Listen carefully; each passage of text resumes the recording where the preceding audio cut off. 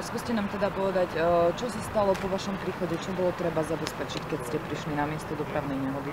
Po našom príjazde sme zistili, že sa jedná o nehodu 3 osobných vozidiel, všetci zranení už boli mimo vozidiel. Na mieste boli 2 zranené dospelé osoby a 2 deti. Bolo im potrebné nejakým spôsobom pomôcť z vašej strany? Poskytovali sme predlekárskú pomoc jednej zranenej osobe a potom už sme ju odozdali do opatery RZP. Aha, a môžeme nejak bližšie špecifikovať trošku tie zranenia, čo bolo potrebné z vašej strany urobiť? My sme fixovali jednu pravdepodobne zlomenú ručnú kosť, fixovali sme rameno.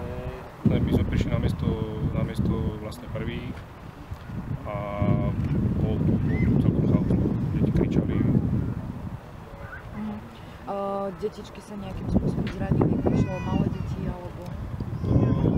Tie najmenšie deti našťastie zranené neboli, boli v autosedačkách a zranené boli deti asi okolo 10-12 rokov z toho druhého vozidla. Myslím si, že to boli ľahšie zranenia. Bolo treba nejak zabezpečiť cestu, auta? To nás ešte čaká, teraz sa dokumentuje dopravná nehoda a ideme ešte zamedziť úniku prevádzkových kvapalín. A zabezpečili sme samozrejme vozidla hneď proti požiaru pri jazde na miesto.